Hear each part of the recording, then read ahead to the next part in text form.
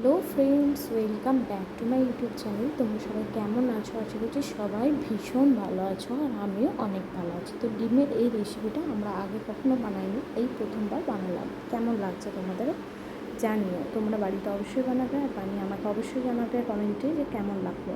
আমার তো বেশ ভালোই লাগলো। দেখো, ডিমটা ভেজে প্রথমেই তুলে নিলাম, আর ডিমটা ভেজে তুলে নেওয়ার পরে আমি রেসিপিটা স্টার্ট করছি। তোমরা পুরো ভিডিওটা দেখতে থাকো, ভালো লাগলে লাইক কমেন্টস এন্ড শেয়ার করে দেবে। আর যারা যারা আমার চ্যানেলটা নতুন দেখছো তারা একটু সাবস্ক্রাইব করে দেবে। দেখে দেখো, কড়াইতে জিরে দিয়ে দিলাম, আর দিয়ে দিলাম পেঁয়াজ কুচি, আর সেদ্ধ করে রেখেছিলাম আলু আর শুকনো লঙ্কা দিয়ে দিয়েছি। এরপরে আমি কী কী দিচ্ছি, এরপরে দিচ্ছি কাঁচা লঙ্কা, আর এদিকে দিলাম হলুদ, আর দেব লঙ্কা গুঁড়ো আর নুন। এগুলো দিয়ে ভালো করে কিন্তু আলুটাকে ভেজে নিচ্ছি। আলুটা অল্প সেদ্ধ করে রেখেছিলাম, তার কারণ হচ্ছে বেশিক্ষণ সেদ্ধ হতে টাইম লাগবে তাই। আর এদিকে দেখো, সাদা সরষা আর একটু পোস্ত বেটে রেখেছিলাম, তাই পোস্ত আর সরষাটা দিয়ে দিলাম, আর টমেটোর পেস্টটাও দিয়ে দিলাম। আর এইদিকে মশলাটা আমার কষা হয়ে গেছে, তাই একটু জল দিয়ে দিলাম। জল দিয়ে ফুটতে দেওয়ার পরে যখন এটা হয়ে যাবে ফোটা, তখন আমি ডিমগুলো দিয়ে দেবো। এটা কিন্তু খেতে বেশ সুন্দর হয়েছিল। তোমাদের কেমন লাগলো আমাকে ভিডিওটা অবশ্যই জানিও।